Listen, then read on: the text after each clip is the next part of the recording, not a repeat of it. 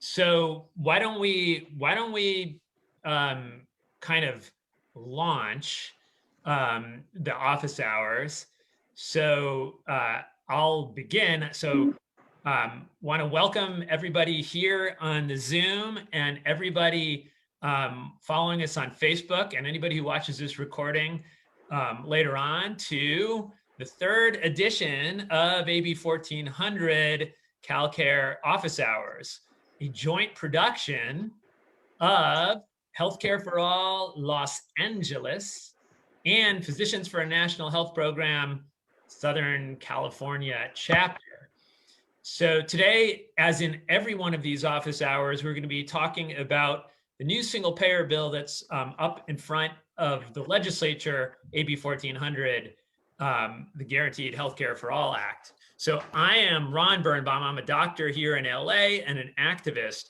And my other co-host today, who we'll hear from in a second, is going to get sort of dive into the bill for us, is Jeanna Harris, RN, a nurse and somebody with a deep understanding of our healthcare system from the ground to the biggest views of it. And so, and one of the purposes of the purpose of this office hours is to hear a little bit about what it's all about, but mostly for people to have a place where they can bring their questions. And whether those are questions that come from wanting to be a better supporter, a stronger activist, or somebody who's trying to get their head around whether this bill is a good idea or not, we want to answer all those types of questions.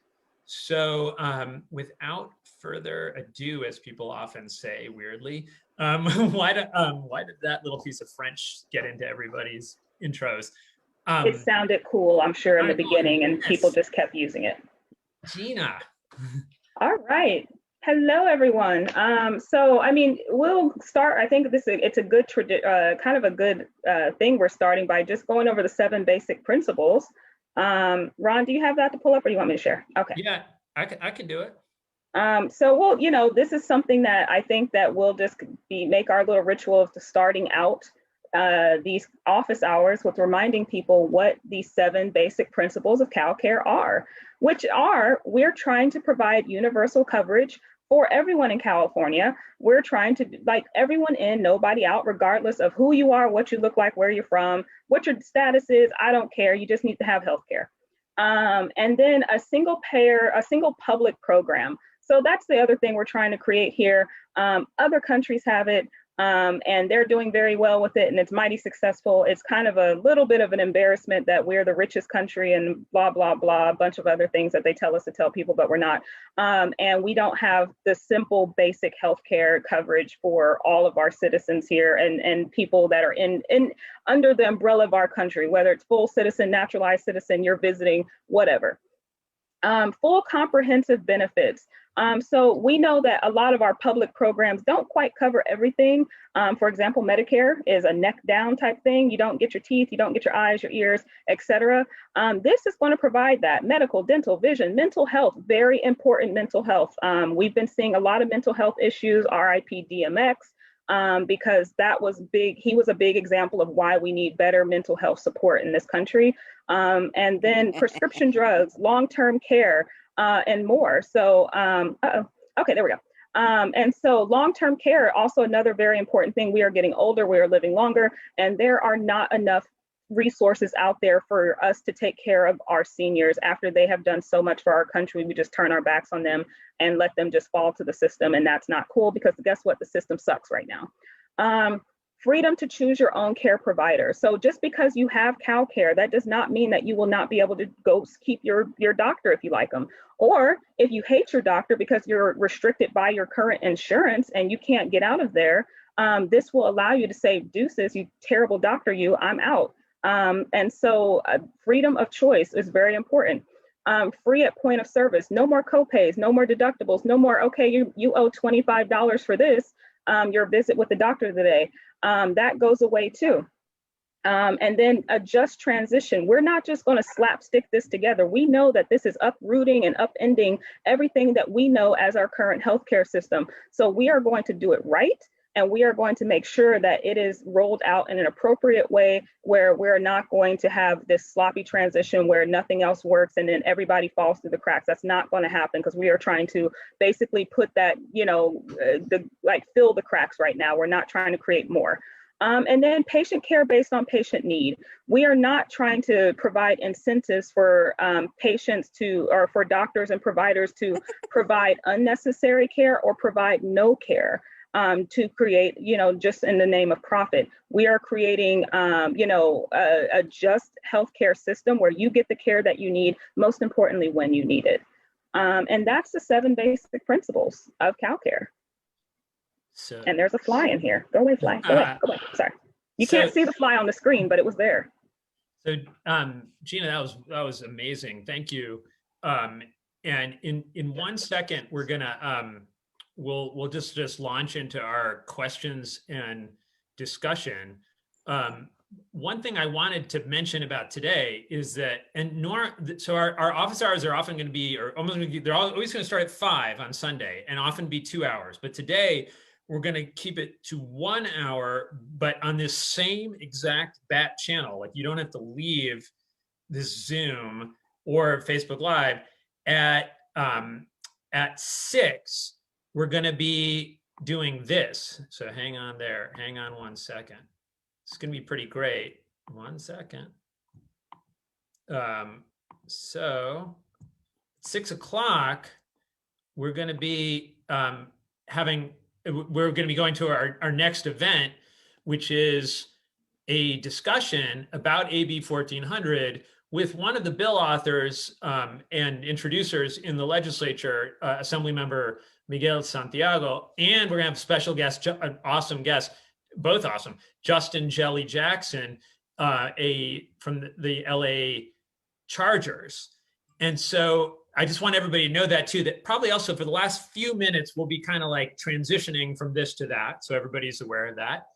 So having heard that exciting news, let's do some questions. All right. Well, Carol was the first one to throw a stack into the chat. So Carol, what's up? Okay.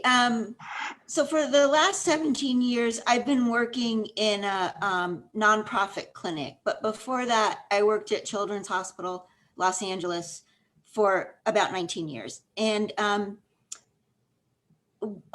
remember one time when finances were rough, the doctors in the neonatal ICU decided to scrap one of the programs that we had been doing. We had been doing like an educational mini developmental screening with babies.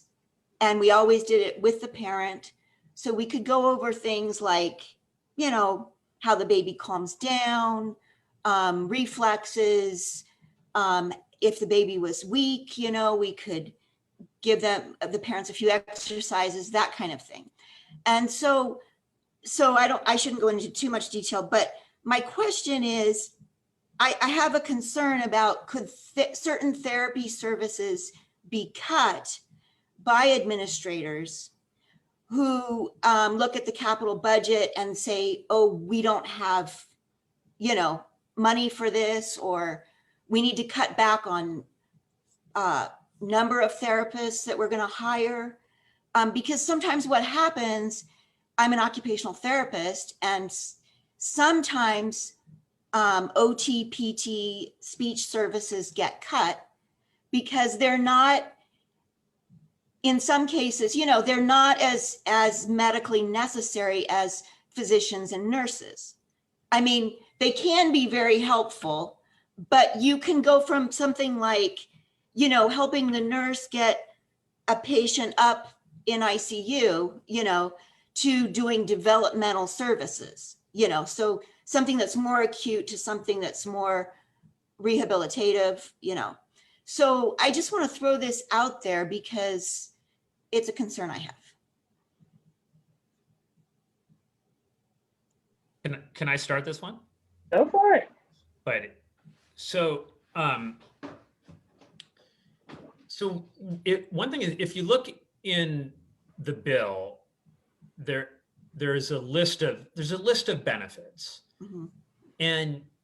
and these types of things are I think reasonably mentioned in that list that we can look together. But in a way, you're asking something a little bit bigger, which is like, how do we know that there'll be the resources there for everything we want to do and need to do in our healthcare system? And I think there's a few answers to that. And everybody should be honest, which is there's no system in the world where there's infinite resources available, right? Mhm. But one of the things is in the United States, like we're spending $11,000 a year per person on healthcare.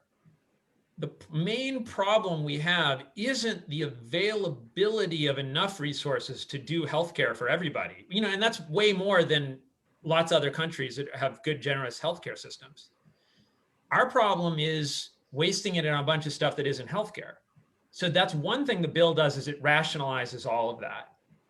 The other thing too is the bill is built so that, and the CalCare says it's built so that people are in the system, right? That overwhelmingly everybody is in the system, including decision makers. In fact, it actually says that the board has to be in the system. So that when the lived experience of the decision makers is also the health care that's available, then they tend to push for services being complete. When there's multiple tiers and only some people face sort of the limitations of the system, sometimes those in power aren't looking out for everybody. So those are some of my answers to that. You have any thoughts on that, Jeanna? Well, I mean, I that cost containment, now we get into the global budgeting. So, CalCare establishes rates and global budgets. And it is up to, to provide the services that CalCare, has basically written out.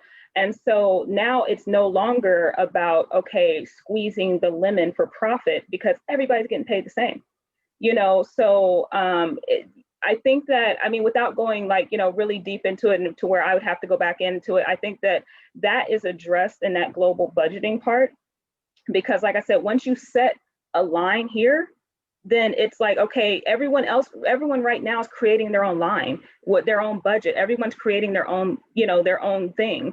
And they have free reign to cut where they want, to do what they want. But when we say, okay, this is the budget, it really does help secure that your budget, you're being allocated, properly, and it's being even across the board instead of it being more just like, cut because they're not income generating or anything like that, So it really does help eliminate a lot of that. And I've seen that happen too.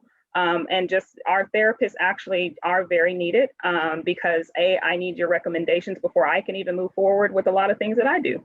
So just shout out to the therapist. But yeah, that's just my 2 cents on that one, is that I think that a lot of that global budgeting that's going to be initiated under CalCare would help really cut a lot of that out. Can I promise that it will make it go all the way away? No. And these guys are MBAs and they get paid to literally think of ways to loop the system, but I can say that we will see a significant decrease. But I just want to go, I think Paul was next with in the chat with the stack. Paul, are you there? Where's Paul? Yes, I'm here. Okay. Hi, Paul. Hi. I found out, I was reading, I don't know if it was in the Times or there was a chart saying that 70% of a lot of California's budget goes to healthcare already, to Medicare, to Medi-Cal, I mean, and Medicaid. Is that true? Or, I saw it somewhere and I was just curious. And the argument is only 30% more would be part of the funding. The only thing is, we know that is being run by private healthcare insurance. It's not being run by, the state of California, but they're getting the money from the state, 70%. Would you know anything about that? I do know, I think we saw very similar, if not the same, and I don't have that exact number right in front of me. And I think, you know, someone else who may know, Dr. Bill, if you know, or someone doesn't have that exact info, please chime in. But I am aware we do have an exorbitantly high healthcare cost here already in California. And that is the reason why, you know, we're trying to show that honestly, the trajectory we're on right now is going to have us spending way more money than we are right if we enact CalCare. And so, like, while I don't have that exact number, it is it's really high. Yes, already that we're spending, like I said, super high, and we're getting a lot of federal money already. Federal, and the way that it works is Medicare is more federal. Medicare, Medi-Cal, or Medicaid, it's a mix of Fed and state monies. So, you know, and then of course, we have the, you know, ACA money and all that stuff kind of coming in under different umbrellas. But for the most part, yes, that is fairly correct without giving the exact number, because it is super duper high and it is climbing at an extreme rate. And we still have, I think, close to 3 million Californians uninsured, not talking about the, you know, undocumented and stuff. It's probably a lot more. But even with all this money we're spending, we still have millions of people uninsured, millions. Now, if we spent all this money, it was just a few fell through the cracks, okay, fine. But when you have millions uninsured, that's not a problem with the people, that's a problem with the system. And that's what we need to address. Ron, do you want to chime in anything, or, okay. Can I? Oh, wait. Can I go ahead? So I think what Paul's figure was, you know, I'm just to kind of intro myself, Bill Dr. Bill. Retired emergency room physician from Orange County. You know, when in the last iteration of a single payer bill here in California, that for those who are kind of new to this, was SB 562. That was the last time we had a completed economic feasibility study in which those numbers were looked at carefully.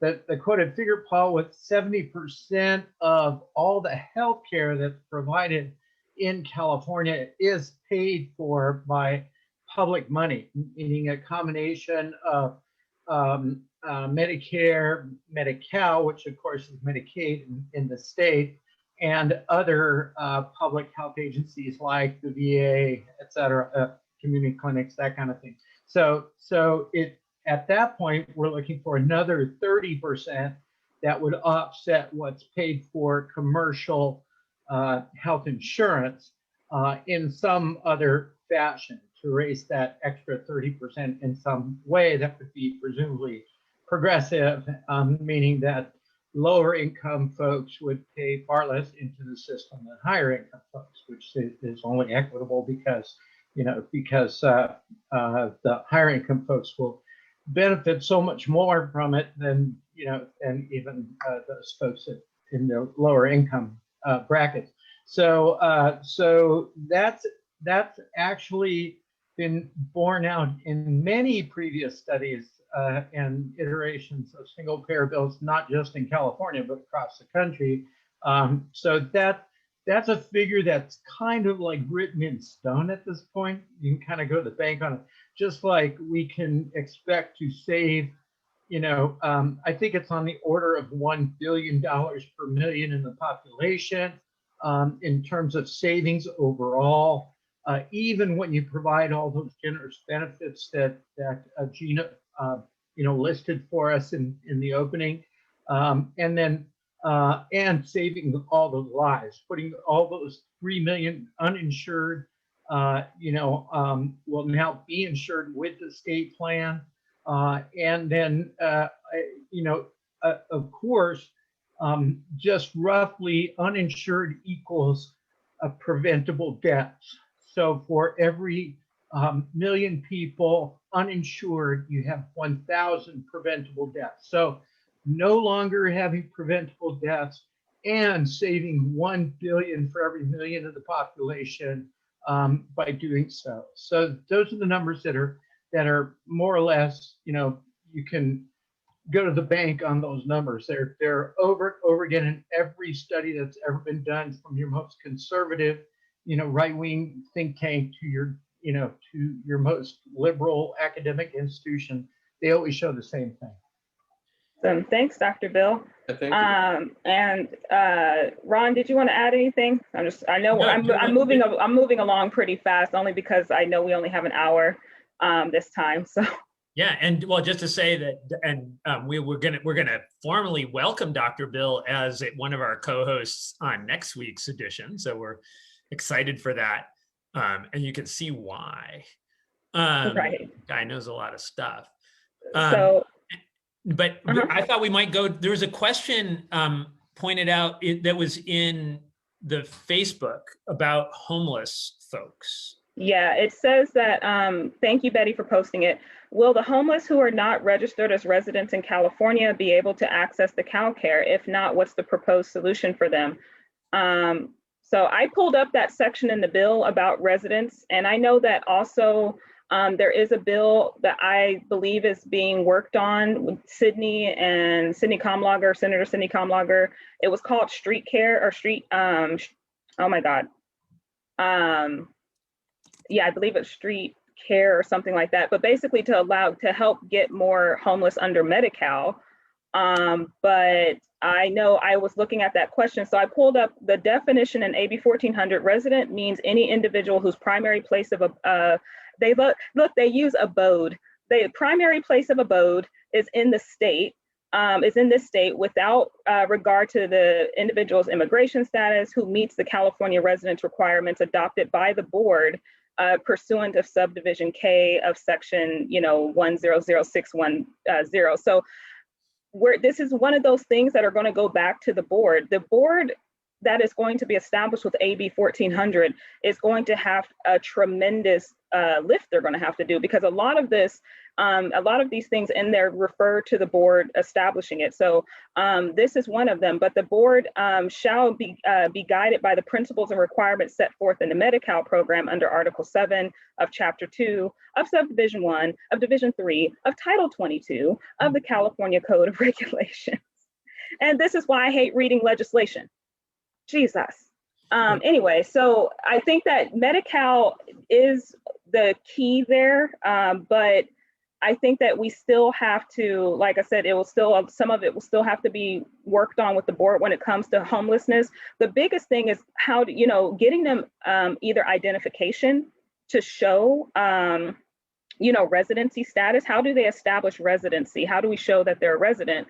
Mainly, but then also I think another thing about that would be, looking at how we do voter registration for our unhoused people. If they can just give me an intersection, can you give me a church, someplace that you get your mail, then I think that could be a way that we could look at how we can enroll them. But it's, I think that definitely is going to have to be really worked out, and doesn't have a super duper definitive answer. But I do know that there are ways, because they've already been and other entities working on it. But Ron, I know it looks like you really want to add to that, so I'm gonna let you take it. So, the homeless are covered by CalCare. First of all, they're residents of the state like anybody else. Yes, you have to make sure but there's a presumption of residency that's sort of built into the bill that people. The ways that people register, it's so universal that it will be things like you can register at where people get healthcare, or at least things like that are widely anticipated. But it's also worth mentioning that CalCare is an anti-homelessness bill, right? In other words, there is really important connections between healthcare events, including physical healthcare events and mental healthcare events, and our health system and how people end up homeless, right? So you have a major stressor in your life and that precipitates some mental illness. You lose your job because you're not functioning well there in bad cases. Now you lost your health insurance, and now you lost your ability to get the help you need to be able to get a new job, and now you don't have money, and now you can't pay for your rent, and now you're homeless. Like, there's so many ways that our healthcare system is part of the problem of creating homelessness, and the bill and the kinds of services that it identifies are anti-homeless. It is anti-homelessness legislation. Don't let anybody tell you otherwise. We should with more questions. I saw a hand. There's a lot of hands. Maybe I think Yeah, Betty, Betty, I'm actually going to take some liberty here since I'm like crazy going back and forth trying to spread the word on Facebook and get the questions together. I just want to follow this up. So do you believe, and I don't think this would be the case, there won't be any qualifying thing for an unhoused person. They won't have to show their papers, so to speak. It'll be just they walk into a place where if they need care, they'll walk into a physician's office, a clinic, and so forth, and they will receive that care under CalCare. You don't anticipate under this bill that they would have to do anything like that. Well, I think they still would have to be signed up under CalCare. If I'm understanding correctly. And like I said, I think that and that's where the healthcare like events will come up, like, doing like a kind of a homelessness outreach for CalCare and things like that. And I believe that we would still have to have some form of like sign up so that they can get a card, because it's like, okay, getting them that information, getting them that access, it should come, but we also need to make sure that they have the resource that they need. Like if they need their CalCare card, just like you need a Medi-Cal card, because we have to have a number. At the end of the day, we're going to have a number to say we saw, Joe Blow, and this is the services, because they're going to have to report that back. I mean, we have to keep track of it. So it's like at that point, it's like, okay, well, here's your CalCare card, or how can we, make sure that their information when they come to the clinic, how do we register you? Like, I mean, right now we get, they tell us their name, then they may have an ID or something like that. But when it comes to, a lot of times the homeless, they just get inputted as self-pay. And so under CalCare, it's like, okay, well, we still need granted, social security number may work too. I'm not 100% sure on that. Like I said, that's something that those nuances will have to be better defined. I would say if they're going to be there and enrolled, I think that if you don't have your card, giving us your social would probably be a really good fail-safe to say, oh yeah, you're a CalCare member under the CalCare system, great. But I mean, like I said, it's still kind of to be determined. But Ron, you want to add? No, I think that's absolutely right. There's a chapter in the bill on eligibility and enrollment, and I think people who read that it's pretty straightforward. Maybe, and actually, if you find that in a different location, Dr. Sarah Dean is mentioning, she thinks that the on-site enrollment thing is in a different place. So that may be fine. So if you find that while we're talking, please point that out, and we'll share that. So why don't we keep answering some questions? Yeah, I don't know if Richard, did you have a response to the homelessness thing before we go on to the next question, or were you raising your hand for a question? I was raising my hand for a question. Okay, great. So I have Christine Shimizu up, and then we'll go to Richard. Yay, thank you. My question is about educating the public and money to educate the public. I mean, these office hours are great, but it's only reaching a really limited audience. And I was just thinking about how the vaccine rollout went. One of the most important things was to educate the public about how to do it, how to get it, that it was available, that it was available to everybody, that it was free, where, what to do, what to expect, what kind, this type of information. They just rolled it out there, and I think it was a huge factor in why it was so successful. This is going to be another thing where people need to be educated before this is going to work.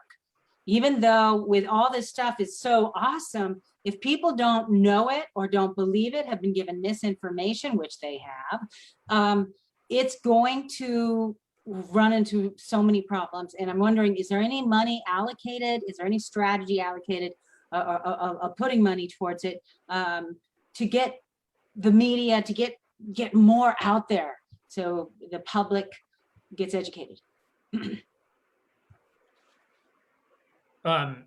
So I would have it was looking at the bill in comparison to another bill model that's out there called the CalCare model, which the bill does. I would say the answer is no, as in the bill doesn't specify that. But one of the big questions is what should be in the legislation, and then what is left to this board to do, right? And so the reason this bill is not, like, if you looked at the Affordable Care Act, right? Like it was 2,000-page bill. And this bill is something like, depending on how you paginate it, 66 pages. 66 pages, yeah. And so, because part of that is that some decisions have to be left, are like not legislative decisions, but they're like executive decisions. So I would say that's the answer to that. I think you're right, but I think if you want to know the direct answer is the bill's in transitional stuff. It speaks most about making sure workers aren't displaced. It has less very specifically about certain amounts of monies allocated, nothing like that allocated for a transition, which isn't to say that those activities won't happen. Before we go to the next question, Dr. Saradin, who's a dentist and has been a keen student of the bill, helped us by finding a place where it says stuff about enrollment. It says the board shall establish, this is chapter 5, article 1, the board shall establish and maintain procedures for members and individuals eligible to enroll in CalCare to enroll on site at a participating provider. Yes. And so I think that is where we saw that. Yeah, and Sarah, I just wanted to also say, you know what I do instead, I used to be flipping through all the pages too. I just pull the bill up and do control find and then type in the term. Yeah, see, look, yeah, the aha moment. It really does help so much. You saw me with my nerd binder. Right. So no, I do. I have the bill and I've actually torn it apart, had to restaple it, torn it apart, restapled it. And I just realized control find. So now I just pull the bill up and when people are talking about something, I just type in eligibility and I start scrolling through all the words that say so until I find it. I'm a old school, new school. I think they call me an elder millennial. So there you go. But office hours is teaching everybody how to be better bill readers. It's amazing. It's amazing. Control find doesn't work when it's just papers. That's the problem. Right. Well, that's why I say pull it up and just literally have it. You know, I save the PDF on my desktop and I just control find everything. And yes, I still have it. It's just gotten so messy now. I've scribbled so many notes on it and it just looks bad. Okay, Richard, what's your question? So my question came, actually, I've been, talking to other people about this wonderful bill, and a question came up and I don't know the answer to it, so I figured I should ask you guys. If an individual has VA benefits, do they get both VA benefits and CalCare, or do they lose one of them? How does that work out? That is a good question. Yeah, I was like, the VA, Ron, do you have a better? So again, this one's been a little while since my eyes balls ran over this, which is a problem. I need to keep remind myself, but it is, so Medicare, so actually I would distinguish it from Medicare. So the intent in Medicare is for it to be the Medicare funds through waiving processes to become part of the CalCare trust fund. And so then Medicare beneficiaries, this is a different VA, would then benefit from the expanded group of benefits and the elimination of all their cost sharing. So this bill would not sort of take over the VA, but the VA doesn't cover everything and everybody who it touches. In fact, I'm a veteran and more or less am not eligible for lots of things from the VA because I came out of the Navy in pretty good shape. Some of these things change over time. So this bill does talk about that CalCare can act as like an insurance second, basically. And so, actually you may get the wording for that better. So, I mean, it can act as a secondary, and where I think would be a good question, and granted, these would be something, just really quick, what I want to really point out, and I said this at the beginning, I think when most people weren't on, CalCare is unlocking a lock of the door, maybe prying it open a little bit, but not fully opening it yet. So VA benefits and things like that, they will, I think, come up and be built and be addressed, But for the most part, what we're trying to do is get the okay to even start thinking about this. Can we legally start thinking about this? If I can apply for a waiver, by God, can I just do it without trying to be blocked? You know, can I get an okay? Can I get an amen from somebody to just let me go do this, or even try? Can I try to obtain the funds? Can I try to get things together so that maybe I can launch this? That's what AB 1400 is really doing. AB 1400 is saying, all right, we're about to try. I got a board, I got committees. Now let's go get the money. And if we can't get all that together, that's where it goes back to the just transition. If we can't get all of that together, guess what? AB 1400 and CalCare will never come to fruition. So I think that I know a lot of people are going to ask a lot of nuanced questions, and it's not answered in the bill. And it doesn't mean that it's blowing it off. It doesn't mean that it won't ever happen, or it will or will not cover it. It just means that in this bill, the focus is going to be on getting the okay to start exploring this. This is like an exploratory committee with teeth. And so it's like, okay, once my exploration gets done, now this is what we want to do with this exploration. But right now I'm trying to go and, do infinity and beyond right now. But I just need to explore it. And right now we never can get to explore these options, because everybody wants to block it and come up with some BS reason why I can't go exploring. So I'm asking people can you just let me explore? Just let me explore. I'm not asking you to tell me, okay, just let me explore. Okay, I'm sorry, Erica.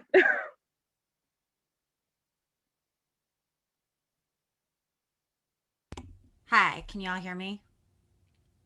Okay, great. Just on the veteran question, this was my understanding from reading the bill, but I feel like y'all are read it more times than I have. But CalCare, right, is government paid for, privately delivered. The VA is socialism. It's government paid for and government delivered. So my understanding is the VA keeps doing its thing, doesn't change. But now everybody who's not in the VA, we have a big GoFundMe called CalCare. We all pay a little bit and we all get private, healthcare delivery. So that's my understanding. Along similar wonky question, I remembered seeing something about so Indian Health Services, they also have their own system. Could you tell me a little bit how CalCare and that works, if anybody knows? And if not, that's okay, we can skip it. But anyway, thank you. So can I respond to that one? So I would say more accurately that CalCare does the insurance program as a social one, as a universal one, in which the government is the insurance company, but that it's not just private delivery; it's a mixture of public and private delivery. In other words, the county hospitals in Los Angeles County, they will continue to be county hospitals in Los Angeles County. But now every person who goes to them has health insurance. That's CalCare. And the county doesn't have to turn its hospitals over to the private sector or anybody.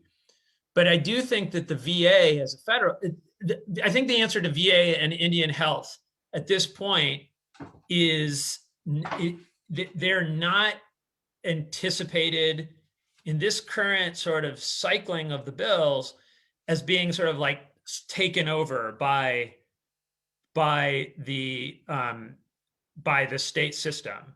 However, like I said, if you're a resident of the state, you're fully entitled to this, and that doesn't, being a member of a Native American tribe or being a veteran who gets care and things doesn't take away any of those rights. It essentially kind of gives you two cracks. Thing. So the other thing too, I would say that Jeanna had mentioned is that the bill, one way of saying, maybe framing what she said was like exploratory, is that the bill is necessary but not sufficient to make a single payer program in California. So it says within it that once passed, sure, there's a board, but then you have to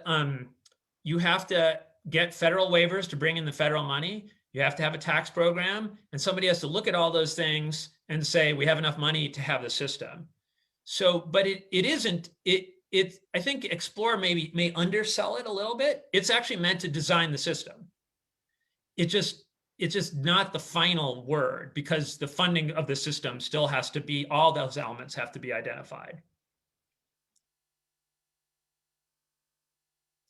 I like the way that Sarah just said that. I don't think CalCare dismantles existing systems. It infuses them with more funds and equalizes them, in my opinion. It does dismantle some systems. It does if you can't be an insurance company that sells the same product as what CalCare covers. So I would say they can do some other things, like they can insure stuff that CalCare doesn't cover, but Brazilian butt lifts. That gets dismantled. What? I'm just saying, I mean, if I have more money, like, you know, because I'm not paying all this money in my insurance premiums, and to buy up into a plastics buy-up plan, I mean, I just might. I mean, so you know, like, you cannot get, CalCare does not cover, you know, plastics, you know, elective plastics. Now, there are insurances do cover plastic surgeries for, you know, medically necessary, for example, breast cancer. You have to have mastectomies. They will cover, you know, that, and I'm sure that would follow into CalCare. But if you just say, you know what, I want a mommy makeover, probably not going to be covered under CalCare. But there could be a buy-up, you know, like you know, insurance companies will get creative. They want their money. So you may start seeing that, just like you see in Medicare. You see Medicare buy-ups, you see all these extra coverages that, you know, that people offer, or insurance companies offer, or whatever, to cover things not covered in Medicare. Same thing. I can see that easily happening. I've said that since SB 562. I see plastics buy-ups all the way. Yes. And thank you for Control F on the butt lift. See, it's not there. No butt lifts, everyone. Sorry. I'm so sorry about the butt lifts. Okay, I'm just saying that if we get CalCare, and then there are insurance companies insuring like plastic surgery, I will be a person that says, I like my insurance company.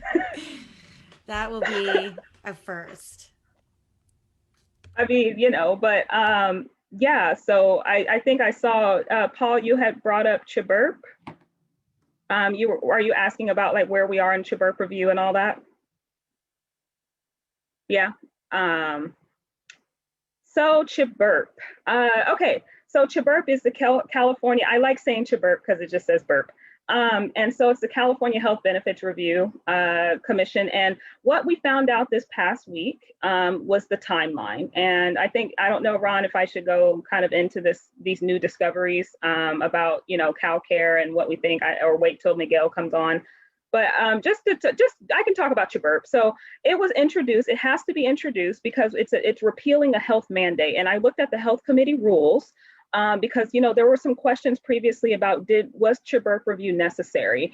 And it was like, yes, no, people had their own review. So I went to the health committee website, looked at their rules. Yes, because we're repealing a health service and we're repealing mandated health services. Yes, we're replacing it with something better, but we are repealing it. So it had to go through CHBRP review before being heard in the health committee. That's just the rules. And so that's where it is right now. It is due to come out on April 21st. And Ron, because he's super connected and super smart, is connected. He actually reached out to the director of CHBRP and confirmed that they are going to release it on time. Unfortunately, not early, but their analysis would come out. And CHBRP, and Ron I'll let Ron go deeper. CHBRP is more of a scientific analysis. They're analyzing, like, does it, you know, kind of like on a more technical scientific, they're leaving the legislation and the policy to the legislators. That's really what's written there. They're not there to say you know, we should approve it, we should not approve it. That's not what their analysis is for. And I'm going to throw it to Ron, since he actually submitted to CHBRP on this, to explain it a little bit more. And sure, it's just, so, you know, the Assembly, you know, people in the legislature, they have to know a whole lot of different stuff. And not any one of them is like a dedicated health policy expert, although a lot of them obviously have deep interest in that. And so the legislature created a mechanism to kind of get think tank like advice on healthcare bills. And they sent the health committee from the assembly sent that to this review panel so that they can give sort of their analysis of this bill. But the thing is that mostly they analyze like kind of line item-y changes in healthcare mandates in the state, not entire redos of the whole thing. So I think they're going to get a kind of overview-ish set of thoughts from that commission. But one thing I will say, and this is from like wearing my PNHP, Physicians for a National Health Program hat, is that that kind of analysis, which is what is the evidence that this would all be a really good thing for public health, for costs and for equity and for medical outcomes? Those are really good questions. And actually this forum here can be a place where we answer some of that, where we bring like evidence to bear on those questions. That's something that's what I'm supposed to do as a doctor. If you come to me with a health problem, I'm supposed to know some science about it. And actually, just like, you know, what would be the best medicine for your intestinal flu, we also can say what would be the best medicine for our healthcare system, and there's actually evidence on that. So that's what CHBRP, I think, is supposed to do, but we don't have to leave it all to them either. And this is a place where we could share that knowledge. Exactly. And Dr. Bill, I don't see any more questions, but do you want to just share your announcement and share what that means really quick? Because I see everyone's kind of going crazy in the chat and I'm like, wait, what's going on? So yeah, sorry about that. I guess for those on the live stream can't read the Zoom chat. Just a lot of us have been eagerly awaiting the announcement of the reintroduction of what's known as the State-Based Universal Healthcare Act that guarantees all federal monies to states that are moving ahead with universal healthcare systems like we are talking about with AB 1400 for California. So Medicare money, Medicaid money, which of course is Medi-Cal, we would want to make sure, of course, you know, under Trump, there was certainly no guarantee whatsoever that the state would be paid its money. And under Biden, we're just kind of, you know, hopeful. But this act, which was formerly HR 5010, will have a new number, of course, most likely when it's formally reintroduced. It was previously carried by Representative Brokana. It will now be reintroduced you know, in just a little bit over a month. My understanding is early June, it will be reintroduced. It also waives all ERISA requirements. So that is ERISA's employee retirement plans, and, you know, how are those then renegotiated, you know, with former employers and that kind of thing.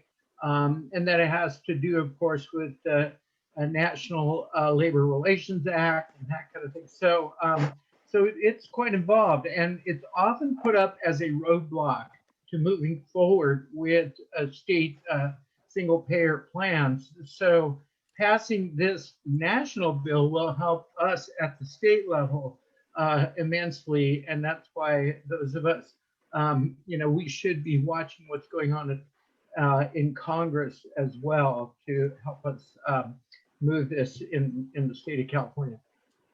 Thanks. Thank you. So that's exciting. So whatever's happening on the national level, guys, you know, Bernie working on lowering the Medicare age, you know, what Ro just introduced, or let me be more professional, Congressman Khanna, put some respect on his name.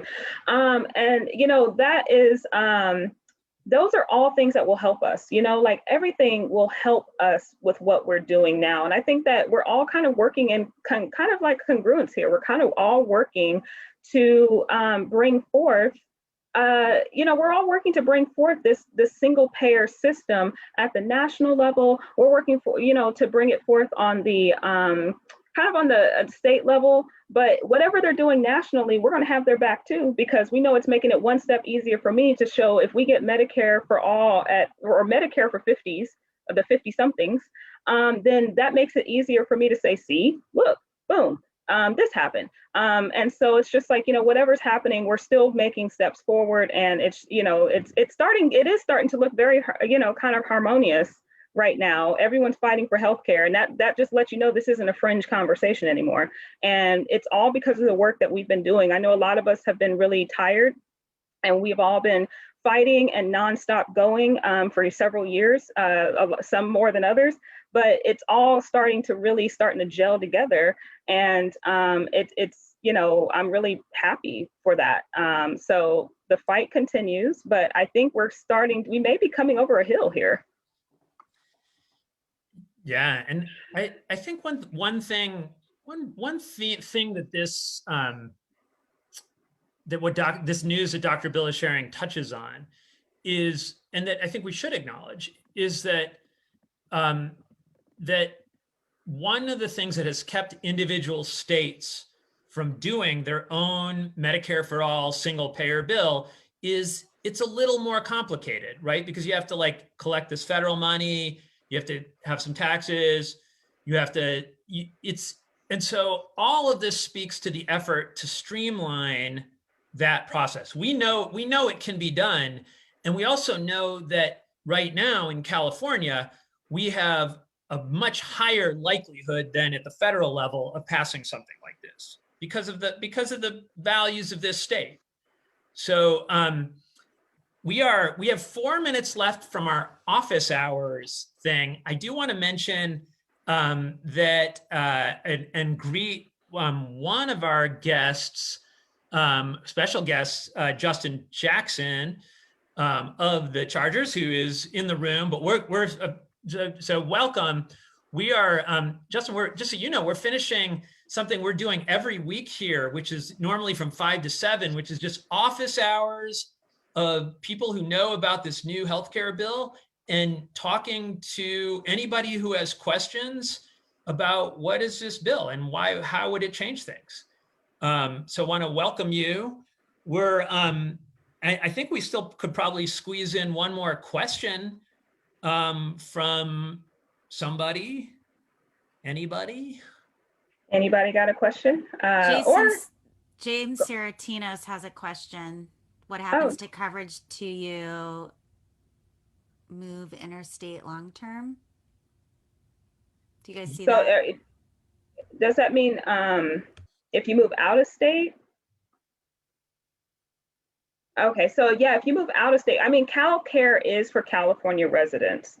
And so there is a little provision in there about, okay, what if I'm traveling out of state? Then yeah, they're working on okay, you'll have coverage if you're out of town and get sick or injured or whatever happens. But if you move out of California, I mean, deuces CalCare, that's basically it. So I mean, granted, I'm sure that they may consider some type of transition period, just like, you get a transition period off your already insurance benefits, but you would still, be able to, I'm sure what Bob said, if you're over 65, be able to apply for Medi-Cal or Medicare in another state, because like I said, this is only applying for California residents. So just because you have CalCare in California, and let's say you move to New York, well, now you're under New York. So now you're going to be, you can apply for Medicare, you can do all that. And I'm sure there needs to be discussion about how that transition will occur, but I can guarantee that it's going to be a transitionary period where it's not just going to be like, I moved out of state, I established residence here and there, and then the next day you're basically done. I'm sure they'll give you a little bit of time frame to transition and get, out. But I would suggest, and as I suggest now with what I do, when families are taking their loved ones out of state to bring them closer to home or whatever, I tell them get on it immediately with the insurance, contact Medicare, disenroll from my group, number one, because I'm not covered in New York. You know what I mean? Do these things. And so it's going to be really important that you do your due diligence and making sure that you don't have gaps in coverage too. So I don't don't think that that part will go away. You still have to put in a little work on that. But I do know that, like I said, this is just mainly for California residents. But if you travel, like I said, if you're traveling out of state, then, you know, you would still have some type of coverage as well, just not if you move. And that brings us right to 6 o'clock. Yeah, yeah. And there's more to say about that topic, but it's a good one, and I think we should come back to it. So we're 1 minute from 6. So when we hit the witching hour of 6 p.m., we're going to switch to our office hours are done, and we're going to get going with the event, and that will be Erica Ferguson, who takes that over. But I'll just make last mention one more time. This is happening every Sunday. The cast of characters hosting is going to start to change. And so it's happening every Sunday mostly from 5 to 7 p.m. So Erica, should we get going with? Yes. All right. Welcome, everyone. So happy to have you here tonight on our Zoom and on Facebook. My name is Erica Ferriston, she, her pronouns. I'm the Director of Healthcare for All Los Angeles, along with Maureen Cruz. Maureen, if you're here and want to give a little wave, and co-chair with Betty Dumas-Toto. If you want to give a wave, Betty, we'd love to see you ladies. Healthcare for All Los Angeles acknowledges the Tongva peoples as the traditional caretakers of the land we currently reside on. We pay our respects to ancestors, elders, and relations past, present, and emerging. And if you are joining us from outside the Los Angeles area, you can find out whose land you are on by going to native-land.ca. Healthcare for All Los Angeles is a local chapter of Healthcare for All California, a statewide nonprofit, nonpartisan organization. Our mission is to achieve a universal healthcare system, that means everybody in, nobody out, through single-payer public financing, with the goal that all California residents have comprehensive, high-quality healthcare. And so, as Betty Dumas-Toto likes to say, we are single-minded for single payer. Very excited to have our guest tonight, Assemblymember Miguel Santiago, and single payer champion Justin Jackson. And I want to express so much gratitude as well to our Healthcare for All Los Angeles leadership team. You guys make not only tonight possible, but our whole chapter possible. Some roles are more visible, like Bronwyn Major, who makes all of our graphics. You can see some of them behind me, runs our Instagram page. But our whole team does everything from tech to organizing, and just appreciate all of you. Thank you, all of you. Tonight's format is we will listen to our speakers, and then we will have a question and answer session at the end. So for those of you on Facebook, drop your questions in the Facebook comments. And Jason Small, Jason, if you want to give a wave, he is moderating our Facebook, and he will make sure to have your questions asked and answered. And for those of you here on Zoom, you can drop your questions to me, Erica Ferriston, in the chat, and I will ask your questions. So again, that will happen at the end. Jason and I will alternate between Facebook and Zoom questions.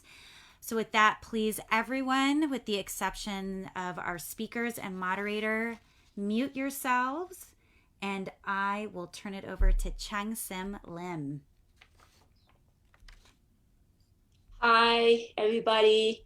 I'm really thrilled to introduce to you tonight someone who represents a new generation of hope in this country, someone who's all of 24 going 25 years old, but who speaks with the clarity of purpose of an elder.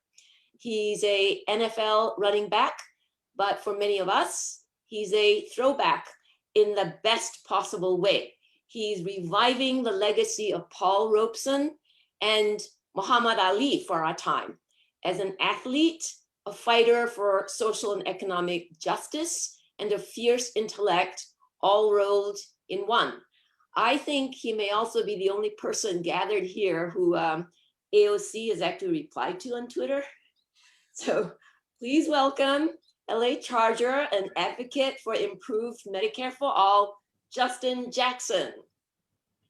Wow, thanks so much for that intro. I appreciate that, Jason. Those are high expectations and a high standard there with Robeson and Muhammad Ali, but I really appreciate that. I'm really thankful to be on this call with everyone, so I really appreciate it. Well, I guess I can start with my story and how I got into this fight.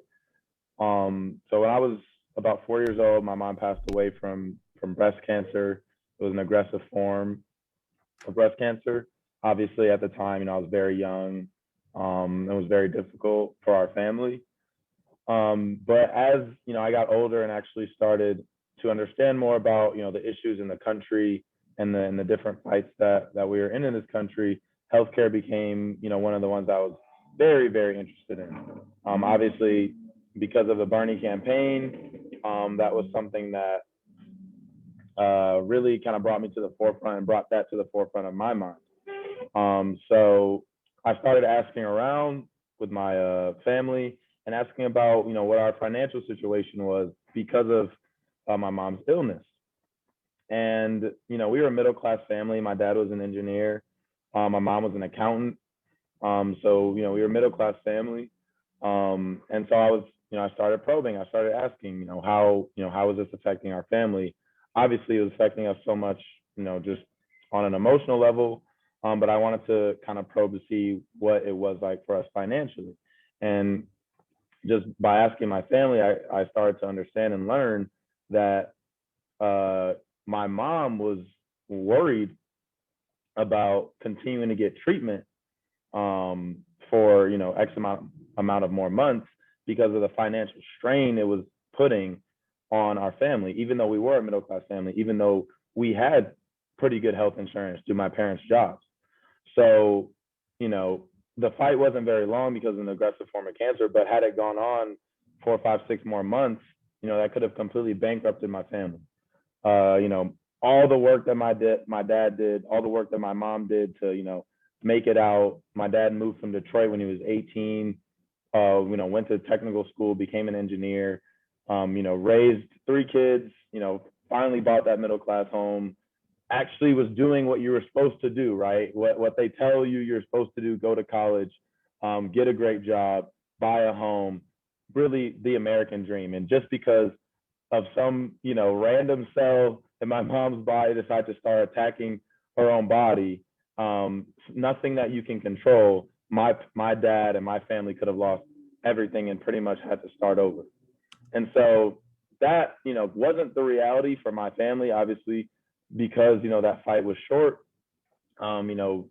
We didn't end up having, to go over these caps and all this stuff and spend all this extra money going to medical bankruptcy, which 500,000 Americans have to do, 500,000 American families have to do every single year. Thankfully, we did not have to do that.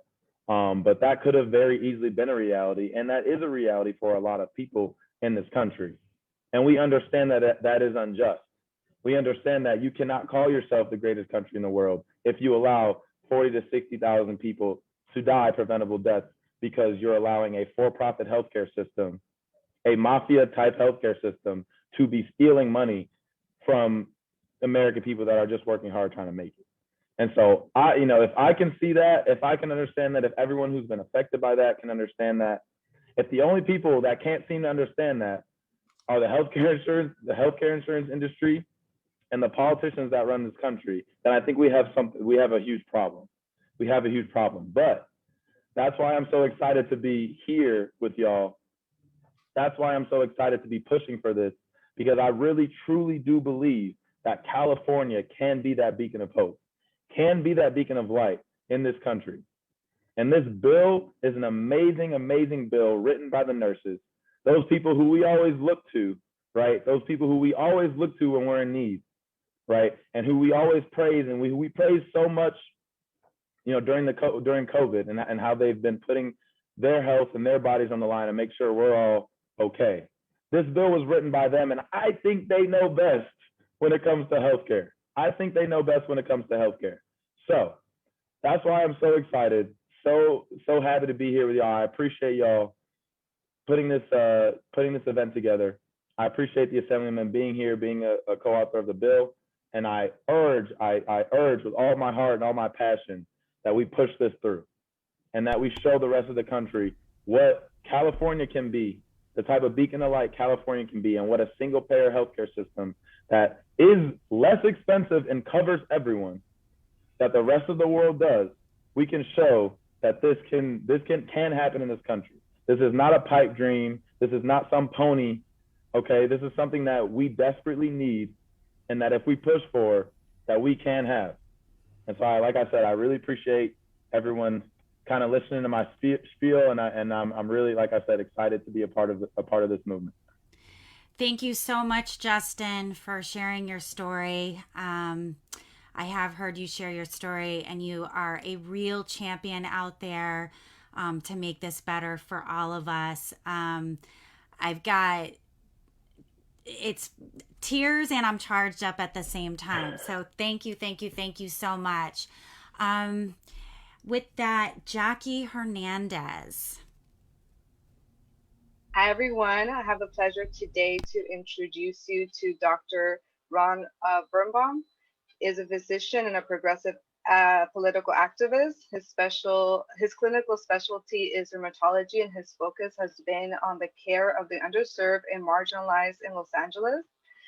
He is a part of Healthcare for All LA leadership team, as well as the state and Southern California city steering committees of the for Physicians for a National Health Program.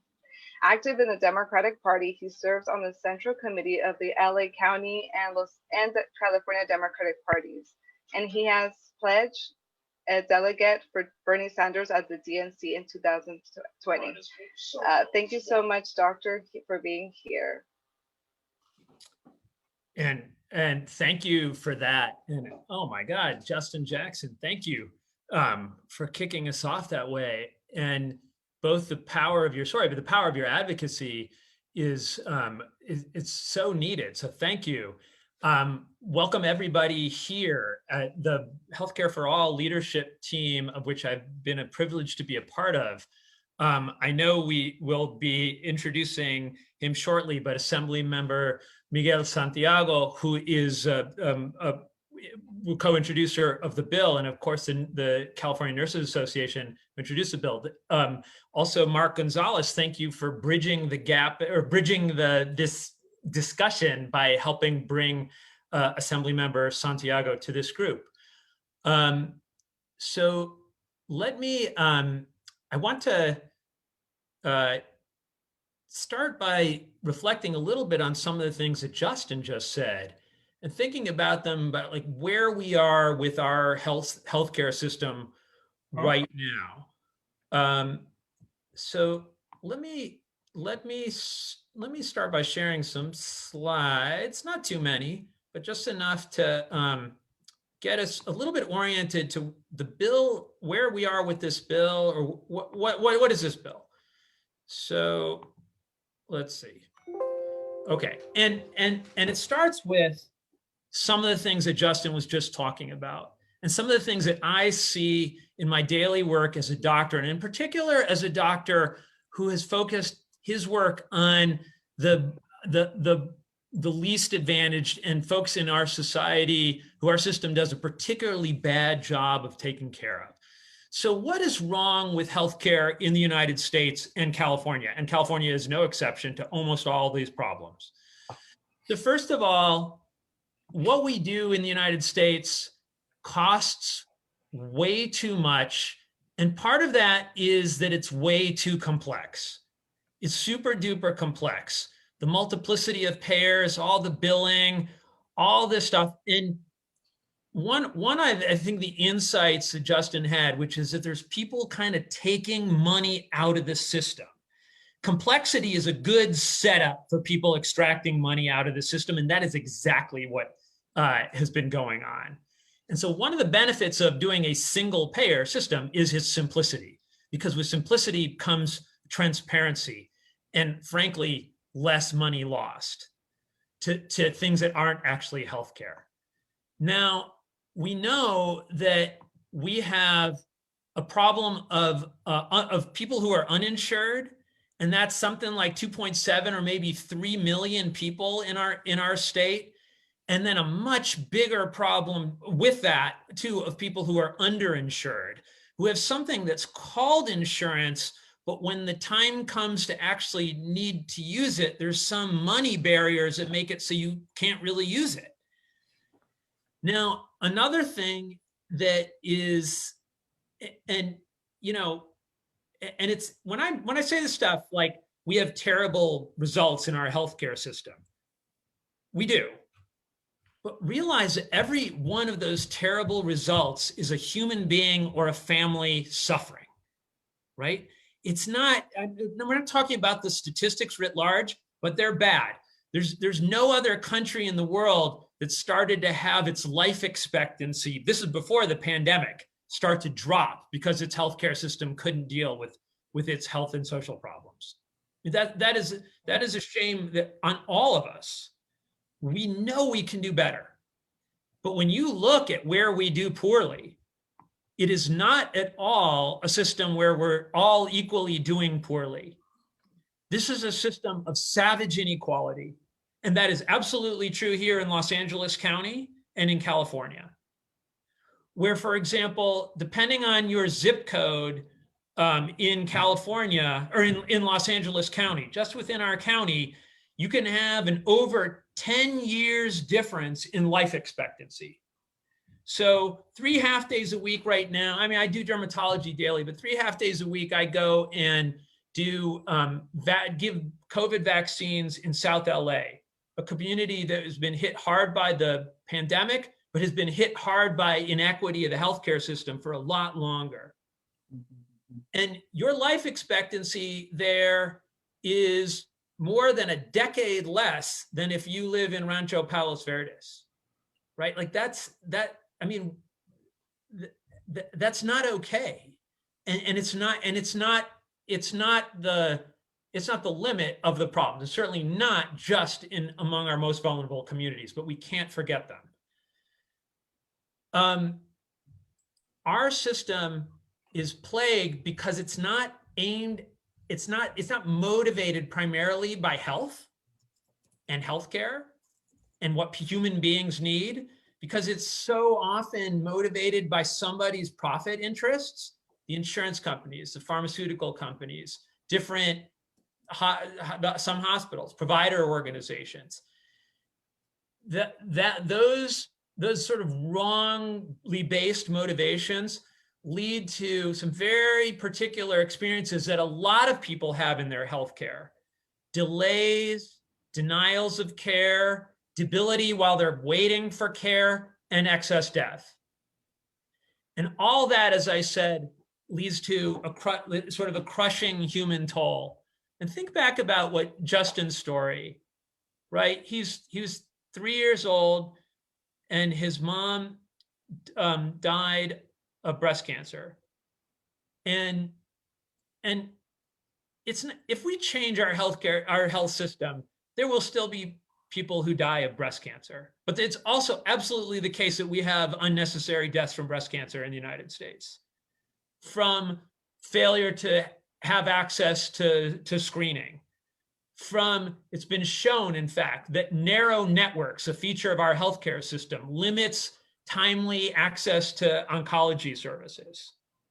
But also listen to what he said about when he was 3, but he asked these questions about what was it like when my family was, what were we going through when I was 3? I don't maybe remember all that stuff.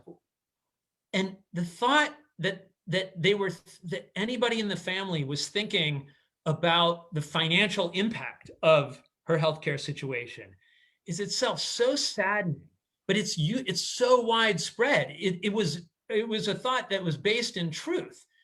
medical bankruptcy, I mean, cancer bankrupts people, and so do other healthcare problems. And that happens a lot in insured people. It's the medical bankruptcy is the biggest cause of bankruptcy in the United States. So this totality of problems is why people are taking action.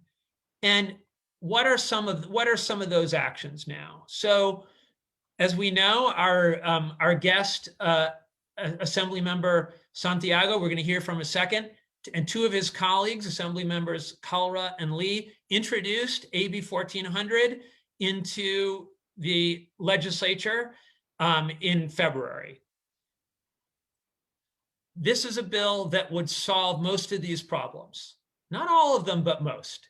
It would cover everybody with a single program. It would give better benefits than anybody has right now. It would give people the freedom to choose their providers and care that's free at the point of service, because when care is not free at the point of service, people deny themselves care. And that's by design, right? That's not an accident. It envisions a just transition, including for the workers whose dynamics of their work will be changed when we no longer have a massive billing industrial complex. And care will be provided based on what patients need, because it changes what the motivations are in care. The provider and the patient asking, what do we need? What do we need here? So that CalCare saves money, covers everyone, simplifies and eliminates barriers to care, and guarantees healthcare for all that's free at the point of care. So I wanted to give that introduction to the bill itself, and now ask that Chris Shimizu, my colleague on LACDP and Healthcare for All, please do the introduction for our guest. Absolutely. Hi, yes, I'm Chris Shimizu, and I wanted to introduce Assemblymember Miguel Santiago. He was elected in November 2014 to represent California's 53rd Assembly District, which includes downtown Los Angeles, Vernon, and other surrounding areas. So a champion of environmental justice, he got money poured into the cleanup of the toxic contamination Exide left in Vernon. In the legislature, he has fought to help unhoused Californians and to get affordable housing built. And to bring opportunities to disadvantaged communities, he authored and got passed the Public Banking Act of 2019, AB 857. And in addition, he led the effort to make community college free. And since the pandemic, he has helped distribute thousands of free meals and fought to protect renters from evictions. He is one of our biggest advocates for getting AB 1400 passed, which will bring single-payer healthcare to California. He currently serves as chair of the Communications and Conveyance Committee and sits on the Health, Higher Education, Public Safety, and Utilities and Energy Committees. Welcome, Assemblymember Miguel Santiago. Thank you. Hey, thank you, Chris. I'm setting up my screen here for the generous introduction. I really do appreciate it. And Dr. Ron, I think you moved around on me, but there you go. But I wanted to give a big round of applause for your advocacy for single payer and all progressive causes over the years. And I've seen you really rise up and put up the good fights. A big round of applause, as I like to call him, Dr. Ron. That's right. And Justin Jackson, somewhere, there you go. You just showed up. Thank you for being here. Big thumbs up. I'm a big fan. I got to pinch myself. I was hearing your story. What a powerful and remarkable story, and how important it is for someone like you to join a cause like this. Because I just got to tell you, I'm floored and humbled to have you join us. It's pretty amazing to have somebody like you join us. And I got to tell you, and I'm sure everybody else is pretty. I'm going to date myself here by using the word, but pretty stoked to have you on. It's rad. It's a big round of applause. Hey, thank you. Thank you. Thank you. I appreciate Someone that. like me, I just have a job, just like everyone else, you know. Friend, you're a big deal, and we're proud of that. Proud to have you here with us. So thanks. Thank you. Well, listen, I want to kind of lay out a couple of things, and I was asked to participate. So many great people I'm seeing here. I want to thank them all, but I'm going to go ahead and continue with see Betty on there. So many people Jason Small. I'm going to keep going. Jenny Chang, all over the place. Jenna Harris. I'm going to stop because I'm going to get myself in trouble when I don't say everybody's name. But look, I want to. I was asked to do a couple of things. Number one, it's kind of lay out the process as well. But I can't help myself to talk a little bit about the bill as well. So I want to lay out the bill, because the way we're going to lead this movement, and some of you have heard us talk, my colleagues and I, is that we're going to lead with love. And this is going to be a movement of love. And we're going to champion this, and we're going to be respectful. And I think we're going to get there. And this is the first step to getting single payer. There's a lot more work has to be done. We've got to go out and get waivers. We've got to set up a Cal board. We've got to set up infrastructure. So this is one big step that helps us to get there in the journey of getting this done. And if we can get this done in California, we will have that example across the country. And certainly, we know that the federal government is now moving with folks like progressive champions like Senator Sanders, who are going to be introducing similar legislation for the federal level, and others who will be working on that. And much like when we did public banks, and I want to step back for a second, most of you here helped and pushed and joined the movement of establishing public banks. And let me tell you, that was the first public banks bill to go through the entire legislature anywhere in the state, in the United States of America. And because we did that, other states now are starting to look towards introducing them. We're going to see federal legislation. The entire financial system is going to change. Because we got it done in California. We had a coalition from the Public Banking Alliance, to grassroots activists, Indivisible, to Democratic Party, everybody who was involved. I'm going to miss people here. There's some labor groups, a lot of progressive leaders and organizations here in our own backyards who really joined, and we had zero lobbyists, and it was really a people-powered movement, while big Wall Street banks hired everybody in town to come smashing on a bill, and they got done and they got signed.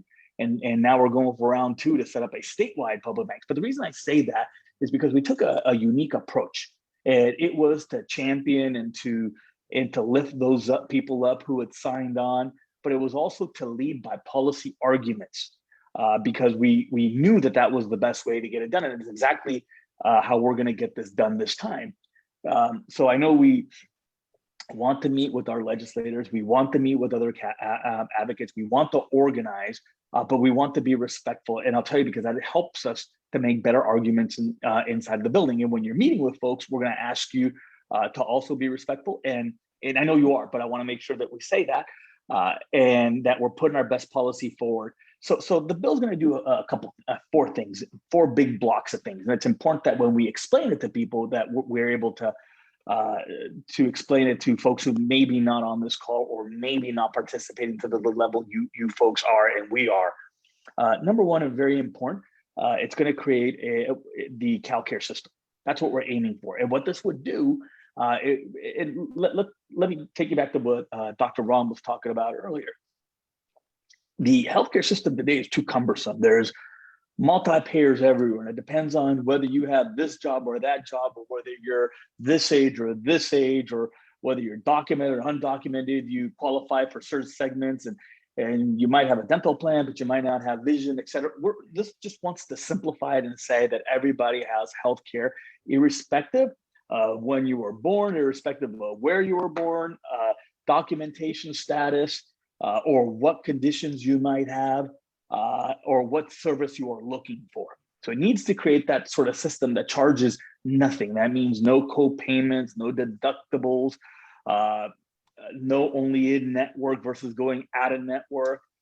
You can go to any doctor, and it would as well cover long-term services. And those are very critical to have, because we don't want to stop just when a person can take care of themselves. We want to make sure that we extend it to when people are hitting that stage of life where they're needing long-term healthcare services. And it's absolutely clear. So we're talking about cradle and towards the last stages of our life, because we all here agree and understand that healthcare is a human right, not a privilege for a few who are wealthy, or for those who are successful enough to have a job that provides that sort of healthcare coverage, or can manage to get through a huge complex system of how to get healthcare. So I want to say that, right? Everybody should have it, and that's why this would do that.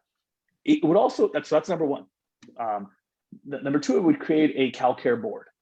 And this is pretty important because this CalCare board would be a 9-member board that would help to administer in the CalCare system. It would also help to apply for federal waivers because we need those. Remember this.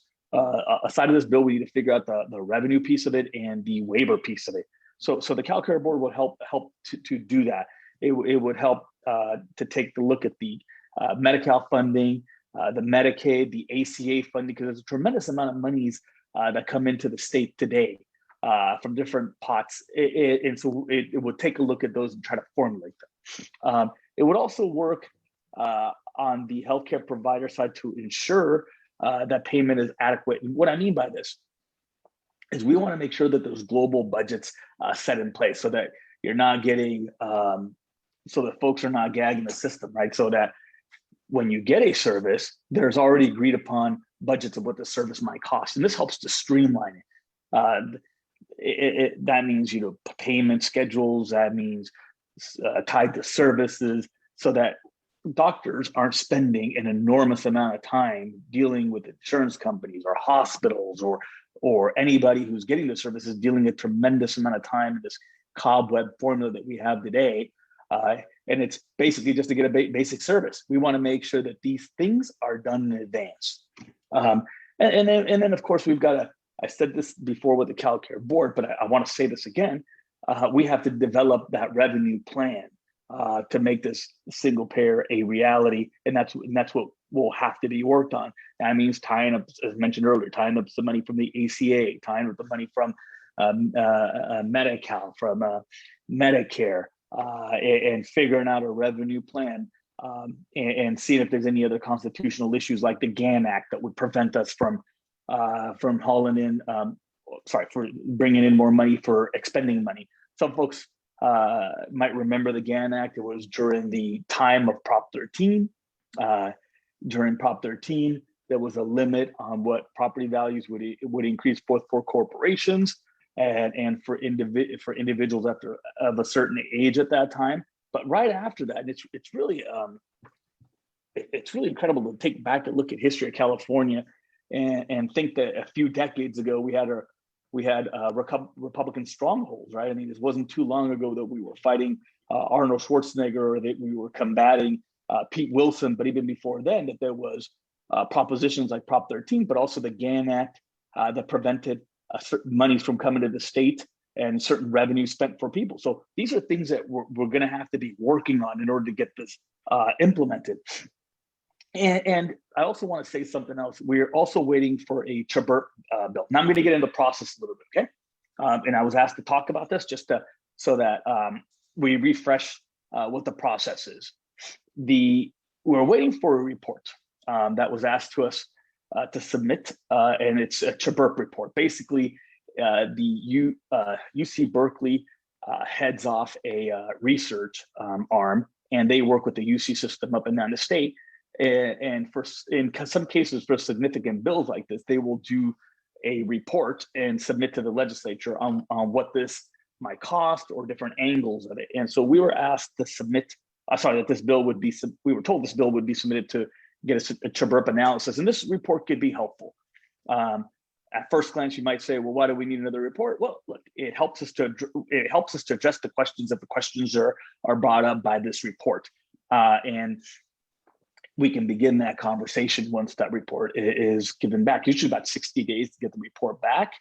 I've done bills in the past too with that tried to do changes to the ACA. My first couple of years in the legislature, in the CHBRP, there somebody wrote about it. CHBRP did a report on it, and it helped us to address real thorny issues through the legislature. So, all right. That said, let me walk you through the process now.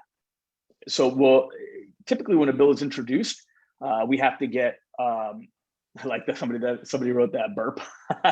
That's cute. It's a burp, yeah. So usually what happens is you introduce a bill. Legs Council helps you draft up language. Once this language is drafted up and we all agree on it, and remember, we've got a couple things. It takes about 30 days for the language to appear. We can't make any amendments until 30 days. Can't vote on anything unless it's been 72 hours. You all remember the proposition the Mungers pushed on the ballot. So what does that mean? It gets in all this, it gets in the Rules Committee. That's where all bills go. Then when it's in Rules Committee, it has to be, and I'm gonna stick up my fingers every now and then. So Rules Committee, that has to be referred to the committee's jurisdiction. More than likely it'll be one committee, but we won't know that until it's finalized. I assume it'll be one committee. So let's just agree that it's one committee for now. It would be Health Committee. That's two committees that would have to go through. From then, if it's deemed fiscal, which we know this will be fiscal, it would have to go through Appropriations Committee. That'd be three committees. Then would have to go to the Assembly floor. That's assuming it doesn't have more committees. But let's just keep it simple today. Then would have to go to the Assembly floor. That'd be four places where it stops. After it goes to the Assembly floor, and look, somebody might argue that Rules is a standard committee, and it is true, it is. But I want to state it for fairness for transparency of explanation. I'm just going to state it out there, right? So once it, remember the last one here was the Assembly floor. That's just the refreshers. It would then get sent to the Senate, where it would also go to Rules Committee. It would then have to also go to the committees of jurisdiction. It would be Health. And then after it goes to Health, it would also have to go through the Appropriations. After it goes through Appropriations, it would have to go to the Senate floor.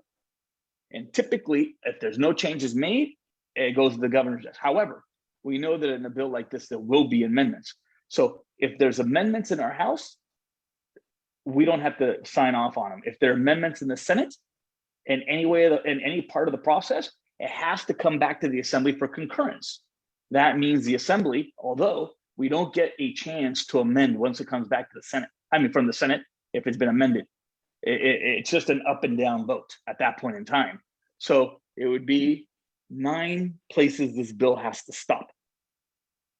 So those are the stops that it has to go through. So that means lots of conversations within this year. Typically, most bills take the legislative cycle to go through. But for fairness of argument,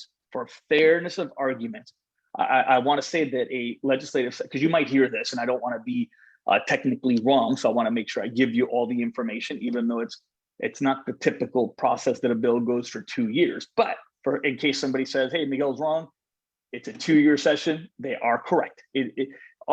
Legislative session is 2 years, even though a bill gets done within 1 year. So you might hear somebody explain it that way. Not saying that here. I'm just saying if somebody says, "Hey, he's wrong," it's a 2-year cycle. They're right. It's a 2-year legislative session. But most bills make it, 99% of the bills make it through 1 year. But they don't die if they get stalled in the process. They would just come back next year. I've had that happen. In fact, I'm working on a couple of bills where I'm parking them in certain committees to make sure that we get the language right and then continue to move them up. Anyways, so let's forget that, just in case anybody says challenges me on the technicality. And you're right. Somebody says Chburp's not a big bear. No, it's not. Chburp, look, the approach that we take is the more eyes on this, the better, because we get to address the issues, and we get to work with folks like you and our colleagues to make sure we answer the tough questions, because it is such a big bill. There's going to be a variety of opinions in the legislature about how to approach this. What's the best way to do it? Does this work?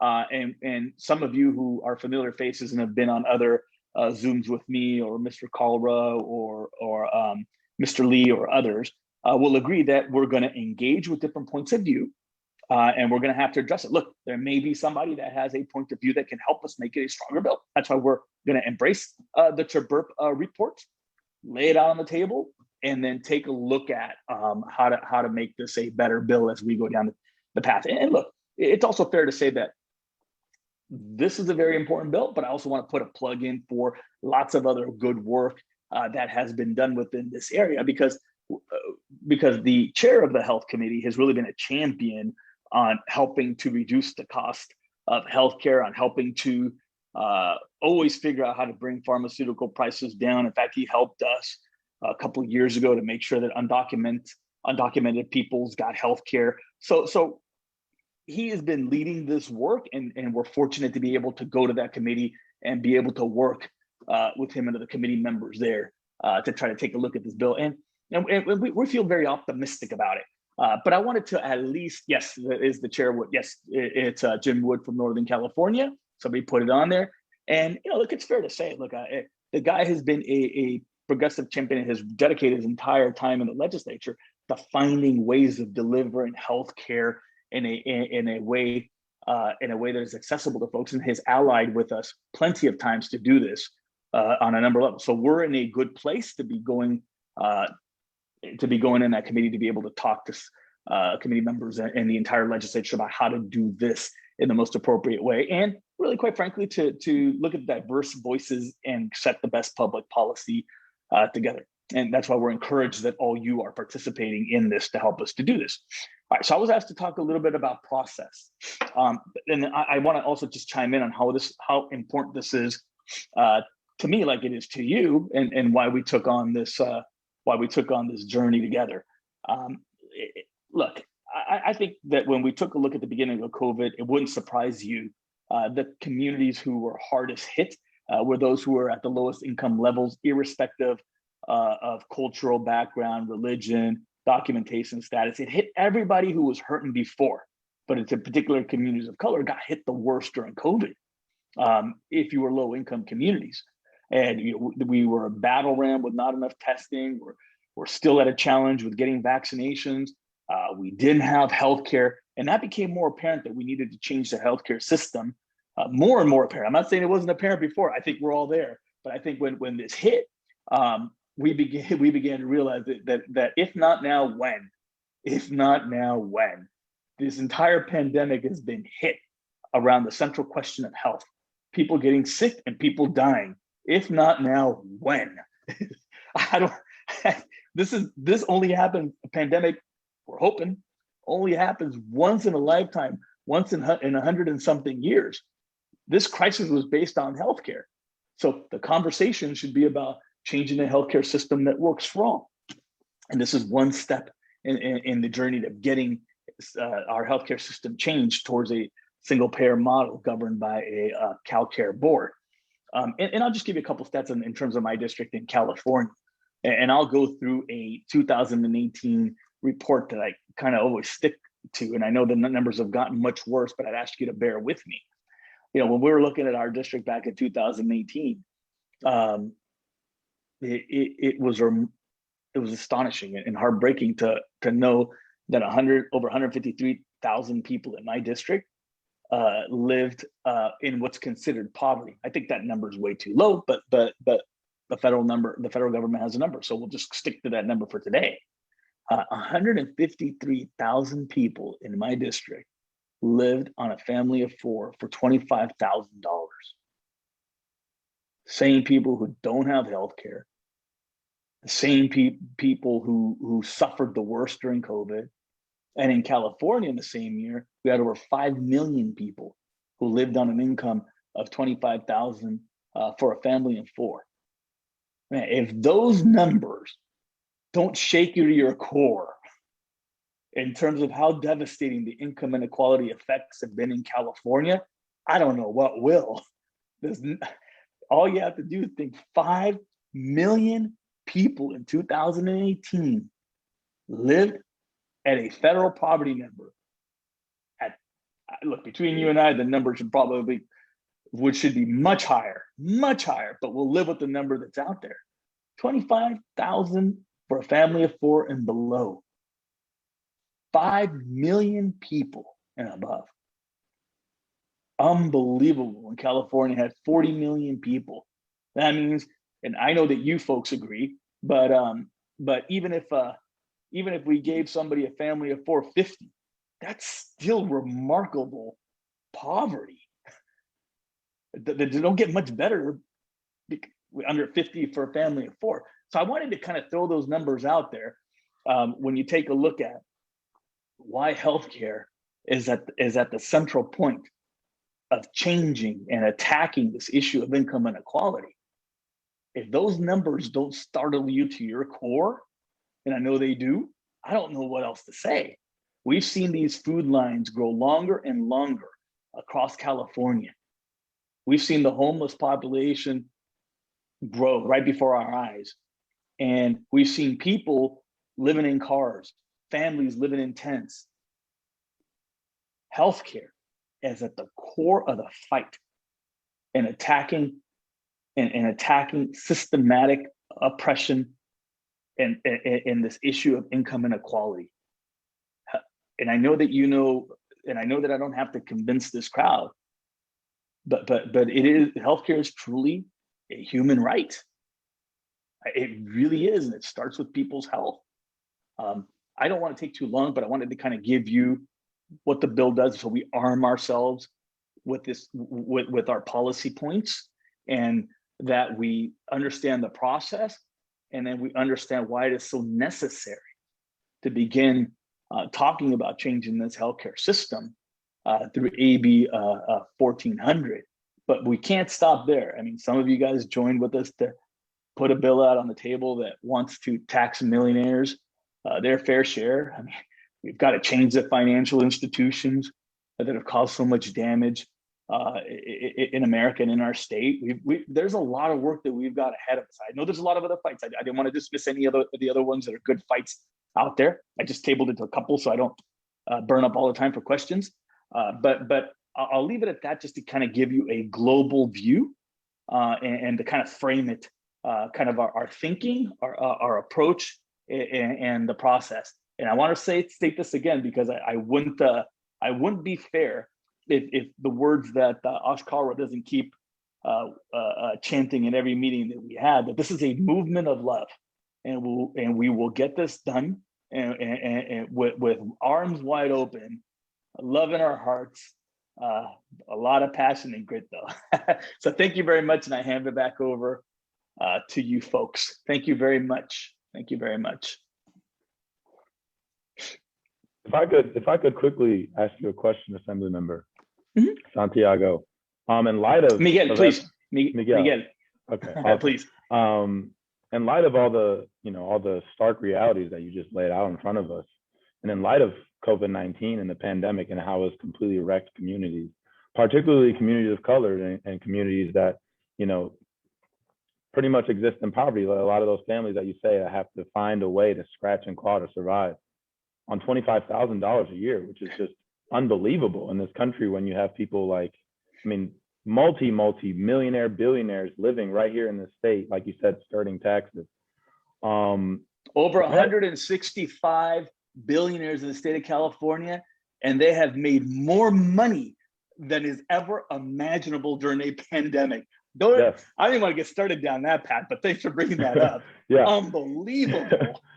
Yes, exactly. And in light of all these inequalities that have just COVID-19 has just laid bare, what do you think is the biggest hurdle for some of your colleagues, the California is a super majority Democratic state, and in light of 9 out of 10 on a national level Democrats supporting single payer, 7 out of 10 Americans supporting single payer, and a majority of Californians supporting single payer. Why is it so difficult to get something that a majority of people support and the rest of the world does, that not only saves money, but it guarantees healthcare for every single person? Why is it so hard to get, do you think, and what hurdles should we be prepared to fight and get over to actually get something like this instituted, and I guess find a workaround around all the money that's in politics that we all know is the real reason that this is not passing or has not been passing in the past? Yeah, well, look, I'll give you the most honest answer I've had with some of my colleagues recently, right? And I think some of it is really understanding the policy. Look, and I'm going to be bare, raw bone, honest with you. The first thing that comes up when most people talk to me about this policy is, explain to me how this is going to work out. And we've got to remember that healthcare is a very, very emotional issue. I mean, we saw when Obama did the ACA, we saw when we try to change anything on healthcare. It's an emotional issue because it affects everybody personally. Let me answer this differently if you're okay with what I'm going to do here. what I have learned works when I am talking to folks about this is to explain why I think there needs to be change in the healthcare system, which is why I wanted to introduce that piece when I was speaking to people here, right? Because if you paint the picture of who was been left behind, if we explain why there needs to be change, it's pretty irrefutable that you can't acknowledge that there needs to be a better healthcare system. I don't disagree with some of the things that you said. Listen, let me say for the record, I agree. But I want to tell you what I've done to help that argument, right? And if we've established that there needs to be some sort of change, then it's having to explain what this bill is really after.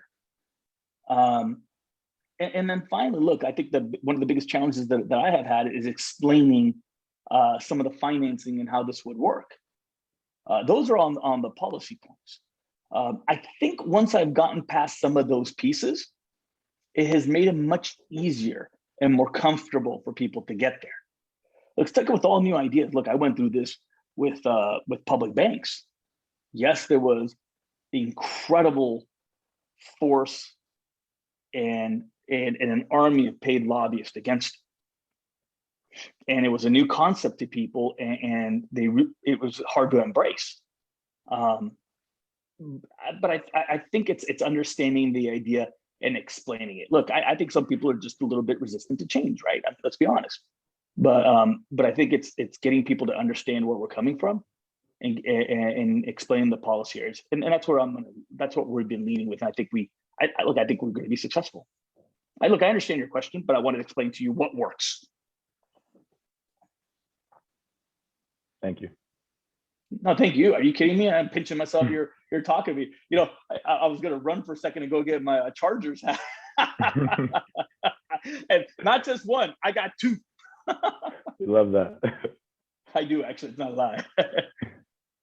I appreciate the support. I'll text my boy, see if he can get it. Ron, are we going to open up for question and answer, or how would you like this to go next? No, definitely.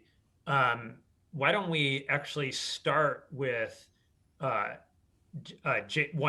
there's one from Facebook that Jason can share, and then we'll do, then we'll go to Zoom questions. Sure. Back and forth.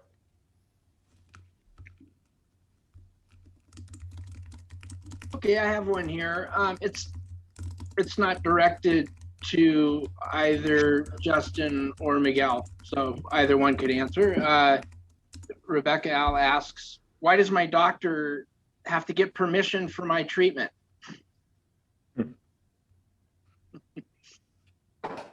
I can answer, but I really quite think that Ron is probably he's a doctor, so it's probably he's the most appropriate. As much as a politician doesn't want to give up a mic, I think Ron's the most qualified person to answer this question. He's a doc. So I'll do so. I'll try to do so quickly. So the answer is that insurance company isn't thinking about your well-being. It's thinking about its bottom line. And so it has in place structures to get in the way of you getting what you need. And some of those are basically blocks on your doctor giving you what you need. So those types of utilization blocks, prior authorizations, step care programs, and things like that are all this utilization review are all specifically banned in the bill. But that's why that's happening. And basically, does it make money? Does it make financial sense or not? You know, that's sorry, Justin. I think I cut you off, and I was like, I apologize. Oh no, you're good. You're good. You can go ahead. No, please go. Okay. Just in light of what the doctor was saying, I just have a question for you, Assemblymember or Miguel. Sorry. Sure. Do you those same insurance companies who you know are the reason that your doctor can't just treat you, right? Like sure. In every other developed country in the world. Do you find it that it's an education gap when certain other, of your colleagues take money from those same companies or insurance industry or the insurance industry as a whole. And then, you know, our one more time. It was a little stalled. I apologize. Also, I was saying, and in light of what the doctor was saying, because of, you know, what we know about insurance companies and the fact that they are the reason that your doctor can't treat you directly, like in every other developed country in the world, do you find it, I mean, personally, I find it hard to believe that if any member of, you know, Congress and federally or, you know, in the state level takes money from those same companies to help them get reelected and stay in power, and then does not support a bill like single payer, that seems like a huge conflict of interest in my eyes, and I think in a lot of other people's eyes as well. So how do you approach, you know, those other people within, you know, your colleagues within the assembly, and what can we do from the outside to help you put pressure on those people to make sure that they are supporting a bill like this and fight or start to ignore, you know, the money that they're getting from those insurance companies to actually support a bill like this? Yeah, no, I appreciate the question, man. You know, absolutely. Look, I'll say this. I think it's important that you do meet with your legislators because look, you can have any insurance executive, any pharmaceutical executive, any hospital executive make a call, but they don't vote for people. You know, I mean, at the end of the day, you know, and I think it's important that real people, what I mean by real people, right? People who live in the communities that we represent, engage and have meetings with their legislators to be able to talk about those policies that are important to them. And I think it shouldn't be underestimated, you know, the power of that. Now, I'm not saying, look, I'm going to be very clear, right? We are telling people to be respectful and not go out and burn the house down. And you've heard Oscar say that several times on every meeting he has. But I think you should be able to meet with your legislators and explain to them why this is important and hear their point of view, which is why I began this conversation with arming folks with the policy points and the stories. I think that's the most powerful tool. I mean, look, people like you are going to be extremely important in this journey. And I'll say that because there's a certain level of attention that you're going to get that few of us on this Zoom call, including me, can't. You know, your ability to engage in this, I think, plays a critical role. It really does. Because when you say something, when you tweet something, you have followers like very few people we know. You know, but I think, you know, what I would say to everybody who's on here is meeting with your representatives, like submit a formal meeting request and ask to meet with them. Now, the reason I say don't tweet them a meeting request and all that kind of stuff, I really got to be honest with you, from a legislator who gets all kinds of meeting requests, and through the EDD debacle, we were getting all kinds of requests for help for EDD. It's really hard to find that stuff, you know, because, you know, one tweet after another, you lose them. You just can't help. You can't help but to lose some people who are requesting or doing that stuff. But every office has a portal on their website, or most of you folks are very active and know your representatives directly, where you can reach out to the office and send a meeting request and explain, you know, why you as constituents support this legislative policy. I think that's the most powerful tool. I'll tell you, that's what's the most powerful to me. Like when we did public banks, sure, I had the whole financial industry after us, but you know what? Our district stood behind us, and that was incredibly powerful. You know, and sure, there's a lot of opposition to this bill that I'm carrying right now, but guess what? You know, our folks support it, and it gives us that ability to have strength to take that sort of fight and challenge on. But you, my friend, are important to this process. And I'll be there. I'll be there. I want to collect a few questions that have sort of come my way, but also from the chat throughout, and see if I can, because there's a lot of people here who were very active in the SB 562 process in 2017 and 2018. So that was the last time there was a single payer type bill up in front of the legislature. And there were some experiences from that. And so a global set of questions is like, what are we doing different this time? But some sub parts of that. So that, let me kind of try to rapid fire these out. Where do you see the SB 562? The nurses had done a study, so they had a model for revenues. Where do you see the revenue generating part of legislation happening? Is that going to be amendment, or is that going to be a second bill?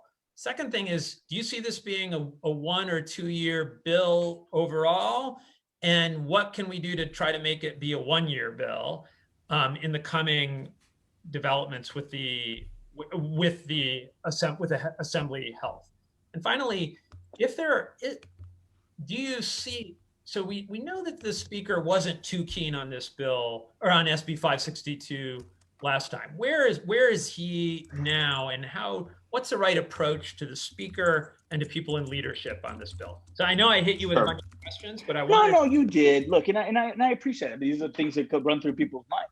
Look, I've known the speaker for some time, and irrespective of what somebody might say or not say, he's as progressive as they come. And people may have their differences with him, but I got to tell you, man, he has stepped up when we did the Fight for 15.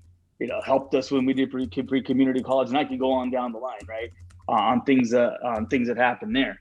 So I want to set that on straight. When I asked him, whether he supported it, he said he did, right? He supported single payer, wanted to get it done right. And so I want to move beyond that, right? So let's move beyond that. What is different this time? Number one, it's coming out to the assembly. And number two, there's been engagement and conversations very early. And that did not happen last time. So the conversations are real. People are pulling out their notepads and trying to try to figure out how to take a look at this. And then look, there's a Chabert report that will be coming out too. That will be helpful to at least address some of the questions that come out. And look, the other thing too is the engagement and the level of participation from people has begun very, very early. And we're having more conversations with groups. Like these kind of conversations didn't necessarily happen last time very early. And this is very different. We're having these conversations now. We're in an organizing phase where I think I'm very hopeful, to be honest with you. Now, there's a lot of questions that were set out, but I want to go ahead and say that first. Okay. Can I follow up on those two? Is it one, revenues? Where should that? We know it's a necessary part of the. Sure. To do it. Is it going to be a separate bill, or should it be? Yeah, that conversation has not been penciled out yet. And I remember talking to Mr. Carra, and I think it just begun the conversation at this point in time, because the piece that we need to get through is a policy piece. The revenue committee doesn't happen until you go through appropriations. Remember, so I outlined earlier the conversations of it. The only piece that we have to go through now is a policy piece that goes through the first committee jurisdiction. And so that doesn't have to be answered right now. Got it. Although lots of people will, there will. Sure. We get that we read the bill, and we get that it says you can pass it without it, but then there's sometimes the argument comes up, well, how are we going to pay for it? And it wasn't included. Well, look, it's not uncommon to do that. We always know this is a cheaper way of doing healthcare, but is that just from the legislative strategy standpoint, where does that fit? I won't opine to. Sorry, we have still a whole legislative session to address that one particular question. So let's say that now. We're just at the beginning of it. But I will say it's not uncommon that that's done. I'm not saying for this bill. No. If you all remember when I did free community college, we did free community college upon appropriation of the budget, because it wasn't in the budget. And it's a technical issue. Now I'll explain why. Follow me, because I may not explain it well. So bear with me for a second. This is not related to this bill, but when I did free community college, the budget is signed June 30th. Don't forget that. That appropriates dollars for the next fiscal year. So a lot of the times when a lot of these bills die, not this one, it's a high profile bill, very different. I want to say that 100 times. I'm gonna keep saying that.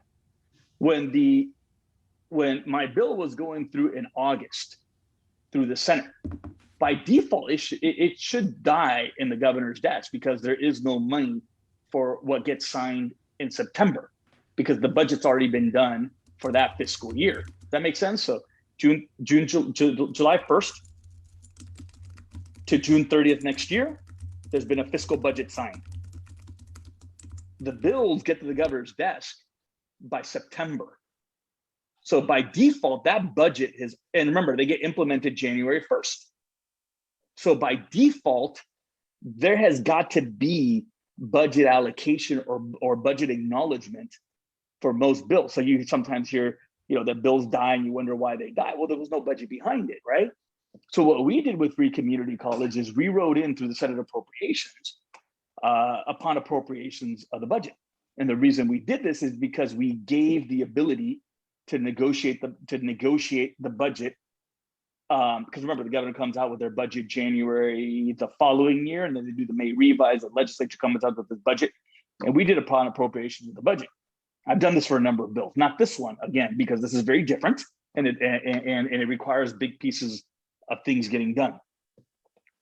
So it got implemented down the line just simply because there wasn't the budget appropriations that particular year. So by default, that bill should have died. But when we wrote upon appropriation of the budget, the bill fiscally was at zero cost. So when Governor Brown signed it, he really signed the policy piece, which allowed us to put the budget in, put the monies in the budget, and then had it implemented about a half a year later. Very technical. So there are things that could work out. Now, in this particular case, you got to remember, there has got to be a federal waiver submitted. So the federal waiver has to be submitted, and it has to be approved by the federal government for different uses of federal dollars in the healthcare system. So that has to be answered by the federal government. So even if you say that it's all in this bill, you still have to submit to the federal government and wait for response. And then we still have to restructure ACA. Let's say everything goes according to plan. And Ron's the president of the United States of America. And Ron receives the waiver and he signs it and says, you can do all you want. Because he's gonna sign it, right? Big pin. And Ron for president, I love that. And then Justin's the governor of California. And Justin says, let's go to this. Got to do the ACA. He's got to put. He's got to deal with the ACA. He's got to deal with Medicare. He's got to do Medicaid, and then he's got to establish the CalCare board for these things to get implemented. And that's what you read in the bill, right? Because the CalCare board has to exist, and the dollars have to exist. It have to exist and have to be implemented. So that's why I said, you know, it's a step in a journey, because this will take the federal government allowing us to do the federal waivers. So I saw somebody say they're Ron for president. Run. But one more part of that, and I get it, there is an understanding, I think, I know we're also a little bit over time, and I think we'll be winding up. And I want to stay true to what has been said in the past. When I was on with Ash a couple times, with some groups, you know, so I want to make sure I stay true to that. Got it. But so we know that there's more to doing this than just the bill, as you mentioned, waivers. The waiver. We can't do it on the waiver. But budget. And that depends on the federal government. But as far as this bill itself, 1 or 2 years, and what are the issues we're facing on 1 versus 2 years? This bill. Well, listen, I didn't say 2 years for this bill. I just wanted to stay true to technicality when I said, you know, that if somebody challenges me on a 2-year cycle, okay? I just wanted to say that. Yeah. So we intend to do it in 1 year. Okay, we're over our time, so I want, and I'm grateful. I want to give it over to, it's Betty who's wrapping up for us, right? Before we do that, Ron, yeah, Betty's going to wrap us up, but I just want to close out with this, kind of where you were going, Ron. And Assemblymember Santiago, we have so many doctors on here. We have Ron, we have Dr. Wynn, we have Dr. Bill, they're emergency room doctors, and they can tell you denied care is often death. And we're with you, Erica. Yeah, and this bill is unlike any other bill. This bill is life and death. And I know that you get that. And I know that's why you're a co-author of the bill. And so I just want to ask, what is your strategy to get this bill? Right now it's in rules, to get it through rules, to get it in the health committee. What is your strategy, or what is the strategy you have with your fellow authors? Can you Sure. Briefly share with us your strategy on No, that? absolutely. And we are talking to everybody involved. I think it's positive that we're going to get your burp report on it. That means it's being taken serious. And second, we're looking to get it set. Set meaning, because that's the first goal, right? I'm a guy, and I've gotten a lot of work done with some of you folks on here. I think I always look at when there's 10 steps, I got to focus on the next one before me. And then the next one before me is getting a date set for a bill to get heard. That's the next step. Thank you so much for that. And you guys have the power, but we're on the streets. We're here to support you on that. Well, let me correct you. You have power. I want to make sure I correct you on that. I fully believe in a people-powered movement and the ability for people to organize. So I have to correct you on that and say that you guys have the power. Thank you. Let's get it through this next step. First step is to get it heard and get it out of a committee. And then we can all talk about the next step after that. I'm a step-by-step kind of guy. It's the same things we've done for all the things that we have been able to accomplish with some of the leaders who are on here today and others. First things first. It's only got, it has to go through the first step. And that will be a major achievement in this movement. A major, let me say that again, a major achievement. But first, it has to get set. And then, we'll be talking about how to get it out. Thank you. Okay. Well, we'll be there to support you and work with you on getting it past that first step. And with that, I'm going to turn it over to Betty Dumas-Toto, our co-chair, to close us out. Thank you all so much. Yay, Betty. I can't see you because it moves around, but let's give a big round of applause to Betty. Hello. Can you hear me? I am going to take my headphones off because I unplugged them. But thank you so much, Justin Jackson. Thank you so much for coming on and speaking with us and participating today. Your questions were really important and so poignant. You're a star on the football field, and you are a rising star as a healthcare activist, and we welcome you with open arms. Thank you so much. I appreciate that. We need your voice. We need voices like yours in this movement for healthcare justice, and we really appreciate you joining us, and especially for sharing your story. Stories are not very easy to share for anybody in America, and a lot of people are just say, "Oh, in America, like, oh, okay." They come saw about it because they're so used to these injustices that they become almost like they just take it. And they don't desensitized realize to it. Actually a better way, like your mom, like almost like that decision she had to make was almost like something like she thought she had to do, when that's really appalling, And so thank you so much, and I hope you will join us again, and in every efforts you have, we will join you. Miguel, thank you for coming and participating on this call.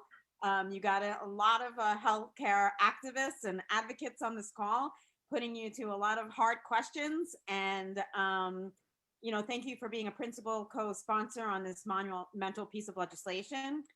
I know that you realize, in light of this pandemic, we need to focus on public health and not profit first. That's the bottom line. I think gone are the days asking how much it's going to cost, because we know how much it's cost.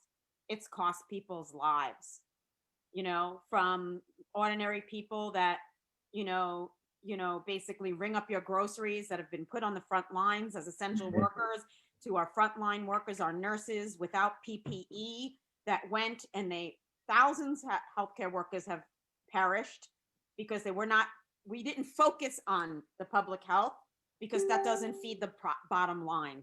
We Mhm. need to take the profit first out and put the public health in. And we believe that AB 1400 is a huge step towards making that happen here in California. And as you know, as California goes, we will hope to roll it out to the rest of the country.